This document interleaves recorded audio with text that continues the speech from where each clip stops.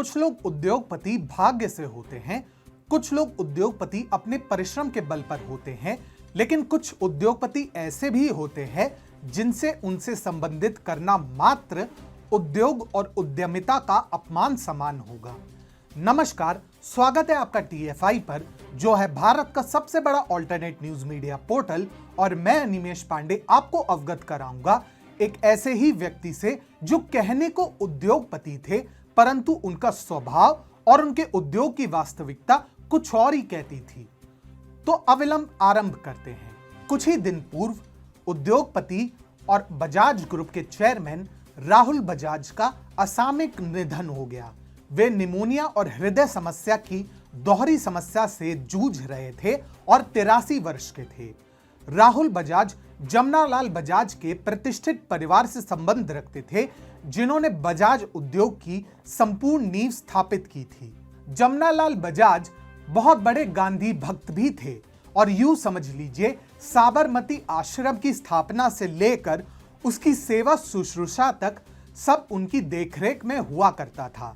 लेकिन राहुल बजाज का उद्योग एवं उद्यमिता के साथ 36 का आंकड़ा कैसा था? उदारीकरण यानी 1991 से पूर्व वाले युग में भारत में गिने चुने पूंजीवादी लोग, क्षमा कीजिएगा, छद्म पूंजीवादी हुआ करते थे, जो थे टाटा, बिरला और बजाज।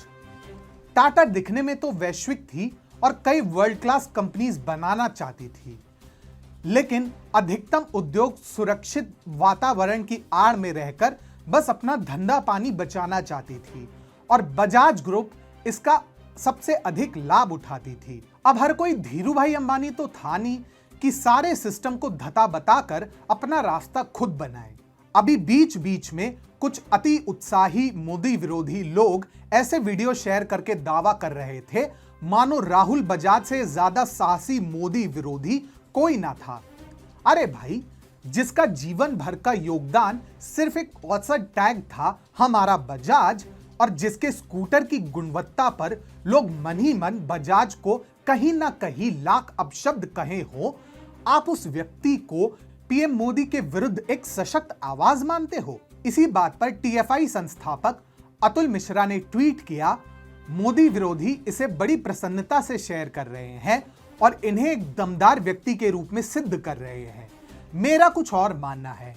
जो कुछ भी भारत में गलत हो रहा था, बजाज उसका पर्याय था। बजाज ने 2M दर्जे के स्कूटर बनाए जो भारतीयों ने गर्व से चलाए। असल में कोई प्रतिस्पर्धा नहीं थी, लेकिन इस घृणा की जड़ें बहुत गहरी हैं और बात केवल मोदी सरकार तक सीमित नहीं है।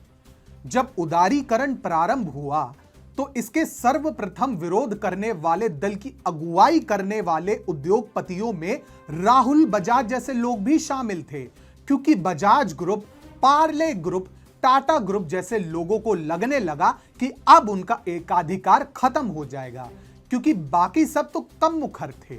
परंतु बजाज ग्रुप तो सबसे अधिक आक्रामक होकर नरसिम्हा सरकार पर लगभग टूट ही पड़ी थी, जिसका उल्लेख लेखक विनय सीतापति ने अपने पुस्तक half lion how PV Narasimha Rao transformed India में भी किया है।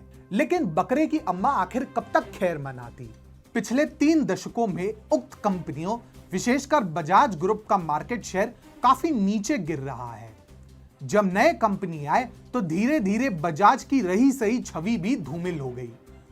एक समय वह अपने घटिया 2 व्हीलर्स के साथ देश भर पर राज करती थी और अब वह आधुनिक युग में टॉप 5 में भी बड़ी मुश्किल से जगह बना पाता है। लेकिन राहुल बजाज की हठधर्मिता ने तो स्थिति को बद से बदतर बना दिया है। हीरो और होंडा तक इसको पछाड़ चुके हैं, चाहे नॉर्मल बाइक उद्योग हो या फिर ईवी उद्योग हो। जिस प्रकार से एक से बढ़कर एक विदेशी कंपनी और कई बेहतरीन देसी कंपनियां हर क्षेत्र में बजाज को बेहतरीन प्रतिस्पर्धा देने के लिए तैयार है, उसे इतना तो स्पष्ट है कि राहुल बजाज अपने पीछे एक खाली और अधूरी विरासत छोड़ गए हैं, जिसके लिए वह स्वयं जिम्मेदार है और अपने हठधर्मिता के कारण ही वह अपने कंपनी को आज इस स्तर तक ले आए हैं।